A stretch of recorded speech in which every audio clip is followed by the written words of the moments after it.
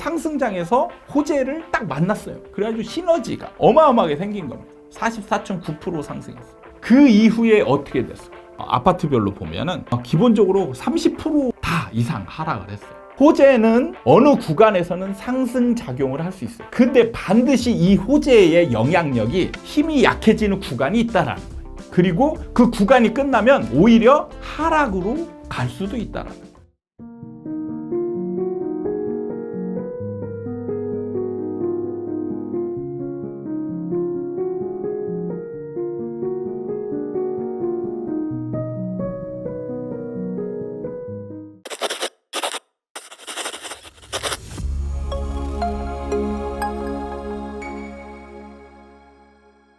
하나, 둘, 셋. 안녕하세요. 아파트 사이클 연구소 소장 이현철입니다. 지금 현재 지방이나 서울을 비롯한 수도권, 그다음에 지방의 부동산 시장 자체가 지금 점점 침체되어 가고 있는 중이에요. 그 중에서도 전국에서 가장 큰 하락률을 기록하고 있는 도시가 있습니다. 그 도시가 어디일까요? 바로 세종입니다. 그런데 세종이 계속 하락만 했었냐? 보면은 그게 아니에요. 세종 같은 경우에는 2020년 행정수도 이전에 관한 이슈가 바람이 불면서 무려 1년 동안에 44.9%라는 어마어마한 상승률을 기록했습니다. 44.9% 이렇게 얘기하면 여러분들이 체감이 안 될 수 있거든요. 절대 안 떨어진다, 입지론으로 부족하면 서울, 강남 이런 데들 얘기하잖아요. 이런 데들의 집값 상승률이 최고일 때가 10%대밖에 안 돼요. 아무리 좋은 지역도 폭등 구간 1년의 상승률이 10%대밖에 안 돼요. 그러니까 세종이 1년 동안에 44.9%, 무려 거의 50% 가까이 상승했던 이런 상황이 있었다라는 점을 여러분들이 간과하고 가시면 안 되는 거예요. 세종은 지금 어떤 상황에 있냐면 전국에서 최고 상승률을 기록했다가 지금은 가장 많이 하락하는 그런 도시가 지금 되고 있다는 얘기예요. 그럼 어느 정도 지금 수준이냐? 최근 4년 동안에 하락세를 기록하고 있는데 2021년에 0.7%가 하락했고요. 정상적인 하락했다 그러면은 0.몇 %. 그러니까 2021년에 0.7% 하락했어요. 근데 2022년에 무려 또 16.7%를 하락합니다. 엄청나게 하락하죠. 특히 서울 수도권은 2023년에 여름부터 이제 상승 구간에 반등이라고 했죠. 세종은 그렇지 않았어요. 세종은 2023년에도 5.1% 하락을 했어요. 2024년도 어떻게 되냐? 2024년도 하락을 했습니다. 그러면 지금 21, 22, 23, 24 무려 지금 4년 동안 계속 하락을 하고 있다. 그래서 지금 세종의 기본적인 하락률 같은 경우는 아파트별로 보면은 기본적으로 30% 이상 하락을 했어요. 세종에서 1등 지역 아파트도 지금 한 35% 이상 하락하고 있는 그런 상황에 처해 있습니다. 자, 오늘은 그렇게 해서 지금 여러분에게 그 폭락론을 전수하기 위해서 이런 영상을 찍는 건 아니고요. 여러분에게 여러 가지를 좀 생각해 볼 만한 것들을 차근차근 한번 세종에 대해서 여러분들이 지금 세종하면 떠오르는 이미지 아니면 떠오르는 생각들 이런 부분과 적절하게 매칭이 되는지 한번 같이 고민을 해보는 시간을 가져보도록 하겠습니다. 자, 첫 번째, 세종이 이렇게 하락하는 거는 왜 그럴까요? 왜? 많은 분들이 지금 지방 소멸론을 주장하고 있어요. 그래서 많은 사람들이 지방 같은 경우는 부동산이 이제 하락하고 그다음에 서울만 살아남는다. 이런 얘기를 하는 분들이 있습니다. 그럼 이게 맞을까? 지방이기 때문에 세종이 이제 그냥 지방 아니야 결국에는 이런 얘기를 하시는 분들이 있는데 그게 맞는지? 자, 세종 같은 경우는 전국적으로 볼 때 인구가 가장 많이 늘어나고 있는 도시예요. 지금이 약 한 40만 좀 넘었는데 세종의 최종 목표는 80만입니다. 세종의 북쪽 구간에 지금 개발되고 있는 지역이 좀 있어요. 그런데 아파트가 들어서면 이쪽으로 인구가 유입이 될 예정이고 인구가 그동안에 계속적으로 늘어나고 있는 도시였습니다. 지방 소멸론은 바로 인구론입니다. 인구가 줄어들면 이런 인구가 줄어들기 때문에 집값이 하락한다는 논리거든요. 그리고 서울이나 대도시 같은 경우는 인구가 줄어들지 않고 오히려 인구가 줄어드는 우리나라 전체 인구가 줄어들 때 도시 집중화 현상이 생기기 때문에 서울은 안전할 것이다. 그리고 더 올라갈 것이다. 이런 논리를 펴는 분들이 많아요. 그럼 결국에 이 논리는 뭐냐면 인구가 늘어나면 집값이 올라가고 인구가 줄어들면 집값이 떨어진다. 이거를 단순화해서 인구와 집값의 상관관계를 단순화시킨 논리거든요. 그렇게 보면 세종 같은 경우는 어떻게 돼요? 인구가 늘어나고 있는 도시이기 때문에 집값이 올라가야 되는 도시입니다. 그런데 집값이 전국에서 가장 많이 하락한 도시라는 거죠. 그러니까 여러분이 생각할 거는 인구론을 계속 펼 때 그거에 따른 예외성이 있으면 안 돼요. 그냥 자기가 편한 대로 취사 선택을 하는 거예요. 론이라는 거는 예외가 있으면 안 되고 만약에 예외가 있더라도 그 예외의 기준이 있어야 되는 거예요. 그런데 그런 기준 없이 그냥 적용한다. 그러니까 지방 얘기를 할 때는 여러분은 쉽게 얘기해요. 세종이 지방이니까 이제 떨어진다라고 얘기를 해보겠습니다. 그러면 또 뭐가 문제죠? 2020년에는 왜 상승했냐 이거죠. 2019년, 20년, 21년에 세종이 어마어마하게 상승했습니다. 사실상 전국에서 가장 많이 상승한 도시가 바로 세종이에요.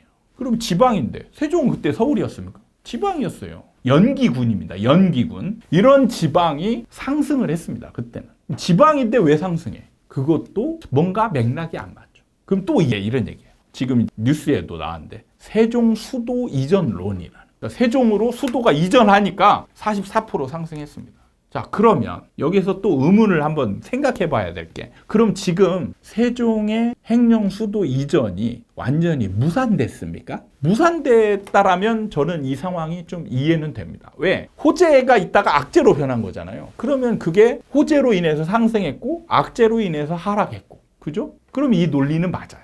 근데 행정 수도 이전론으로 이만큼 상승했다. 그러면 지금의 세종은 행정 수도 이전이 무산됐냐 이거죠. 그대로 행정 수도 이전에 대한 진행은 계속되고 있습니다. 제가 이제 이 부분을 할 때 호재 가지고 시장을 판단하거나 대응을 하려고 할 때 이 부분을 신경을 써야 돼요. 호재가 생기면 대부분은 상승하는 건 맞아요. 근데 우리가 호재로 만약에 샀으면 어떻게 됐을까? 이런 생각을 한번 해보세요. 호재로 인해서 계속 상승할 것인가? 그 부분을 잘 생각해 보시라고요. 호재 가지고 제가 판단하지 말라는 얘기를 많이 얘기를 합니다. 왜냐하면 호재 같은 경우는 일시적으로만 먹힐 가능성이 있어요. 그러니까 행정수도 이전론은 거의 2020년까지 먹히고 그냥 그 호재의 영향력이 없어진 거예요. 그럼 예를 들어서 2020년에 여러분이 행정수도 이전론에 파묻혀가지고 좀 뒤늦게 구입을 했다라고 가정을 해볼게요. 그럼 어떻게 됐을까요? 여러분은 지금 망한 거죠. 아, 그건 당연한 거 아니야? 저는 여러분들이 당연한 거 아니야라고 얘기하는 분들은 답이 없다라고 생각합니다. 솔직히. 그분들은 어떤 상황이 와도 모든 거를 당연시할 거예요. 자기 합리화예요. 자, 여기서 제가 과감히 공부하려고 하지 않는 사람은 그냥 어느 정도 무시하겠습니다. 그냥 그런 분들은 영상을 재미로 보는 거예요. 그냥 자기 감정 해소하려고 보는 분들이에요. 다만 고민하고 공부하고 노력해가지고 내가 여기서 얻을 걸 얻어서 내 스스로 기준을 삼고 투자 방법을 연구를 해서 자리를 잡겠다. 이런 분들은 영상을 유심히 보시기 바랍니다. 그런 분들을 위해서 영상을 만들 거예요. 생각할 부분을 만들 겁니다. 당연시되는 건 없어요. 생각보다 많은 허점들과 의문점이 있어요. 그게 뭐예요? 바로 호재가 생겼을 때 호재가 생기면 올라가는데 그러면 이게 언제까지 이 호재의 영향이 먹힐까? 그리고 호재의 영향이 끝나면 어떻게 될까? 이거를 한번 생각해 보라는 얘기예요. 우리가 호재가 생겼을 때는 그 뒤를 생각하지 않아요. 대부분의 사람들은. 언론에서도 그래요. 뭐 호재 생기면 막 미친 듯이 오를 것 같으니까 지금 사야 된다라는 분위기를 막 조장해 버립니다. 근데 여러분들은 뭘 해야 되냐? 호재가 생기면 어느 정도까지 올라가다. 예를 들면 상승 움직임이 있을 때 호재 상황과 하락 시장일 때, 침체 분위기일 때 호재가 생겼을 때 어떤 영향이 있는지 비교를 해야죠. 그래서 그 데이터를 쌓아놔야 되는 거예요.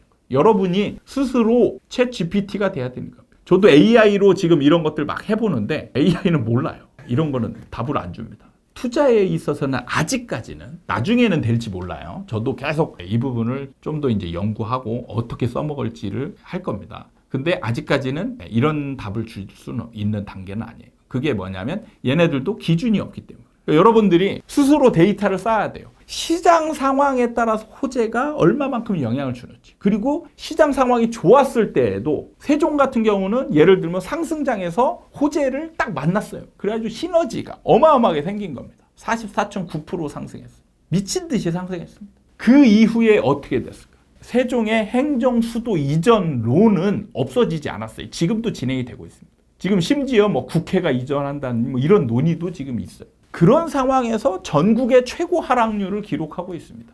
호재가 있는 상황에서도 하락한다는 얘기. 그러면 결론은 뭐예요? 호재는 어느 구간에서는 상승 작용을 할 수 있어요. 근데 반드시 이 호재의 영향력이 힘이 약해지는 구간이 있다라는 거예요. 그리고 그 구간이 끝나면 오히려 하락으로 갈 수도 있다라는 거예요. 그럼 우리는 대응을 어떻게 해야 됩니까? 호재가 생겼을 때 매수하는 행위는 조심해야 돼요. 진짜로. 그 전에 매수하고 있으면 완전히 좋은 거고.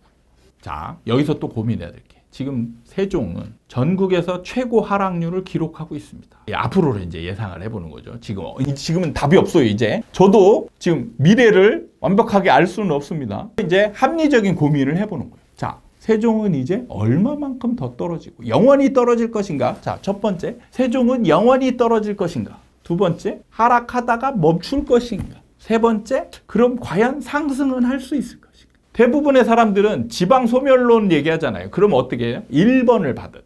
영원히 하락할 것 같은 이미지로 받아들입니다. 대비가 안 돼요. 이런 생각을 가지고 있잖아요. 그러면 그런 생각을 가지고 있는 사람들이 이런 도시에 대한 관심을 아예 두지 않습니다. 만약에 이런 도시가 나중에 상승을 하게 되면 이 사람들은 돈을 벌 수 있는 기회를 아예 갖지 못하는 거죠. 두 번째와 세 번째가 그러면 남았죠. 언제까지 하락할 것이냐. 근데 우리는 제 책이나 영상이나 강의를 통해서 많이 배웠어요. 바로 이때 전세라는 게 있어요. 세종을 보잖아요. 그럼 지금 전세가가 상당히 낮아요. 대부분 지금 아직도 전세가가 2억대예요. 그럼 어떻게 돼요? 떨어질 구간이 더 남아있어요, 아직. 그러니까 다른 지역보다는 좀 더 하락률이 더 높을 수는 있다. 근데 중요한 거는요, 영원히 하락하지는 않는다는 거예요. 왜? 전세가 밑으로 떨어지는 일은 절대 없습니다. 어느 정도 선에서 만나서 전세가하고 딱 붙을까요? 그 정도까지도 가지 않을 것 같습니다.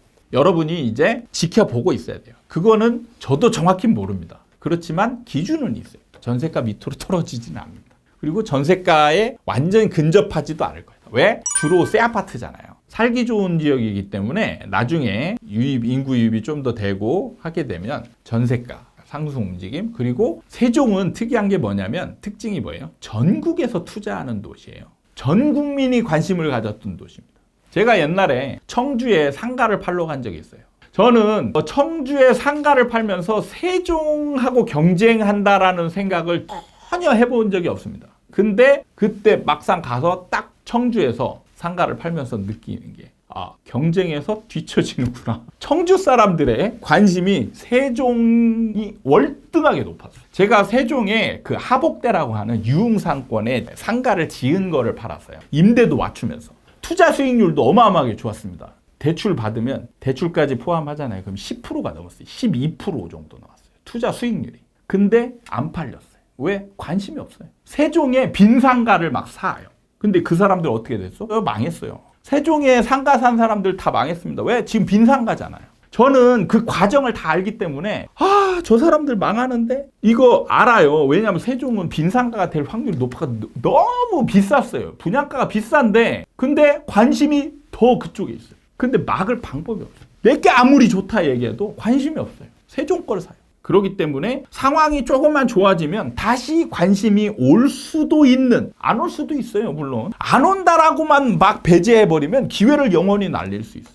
그죠? 혹시 올 수 있잖아요. 올 수 있으면 어떻게 돼요? 예를 들어서 민주당이 만약에 정권을 잡았어요. 그러면 민주당 같은 경우는 어떻게 하겠어요? 노무현 정부 때 만들었잖아요. 그러면 세종 수도 이전론을 활발하게 펼칠 수도 있는 거예요. 그죠? 상승장과 호재가 만나면 어떻게 돼요? 시너지가 난다. 이런 상황이 벌어질 수도 있어요. 이건 대비를 하는 것과 안 하는 사람은 천지 차이인 거죠.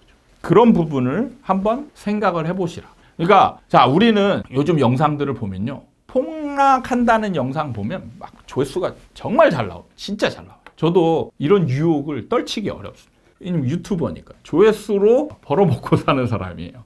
조회수 잘 나오는 영상을 누군들 만들고 싶지 않겠습니까? 저도 폭락한다는 영상을 만들고 거기서 끝이고 싶어요. 근데 저는 조회수에 지배당하는 유튜버가 되고 싶진 않습니다.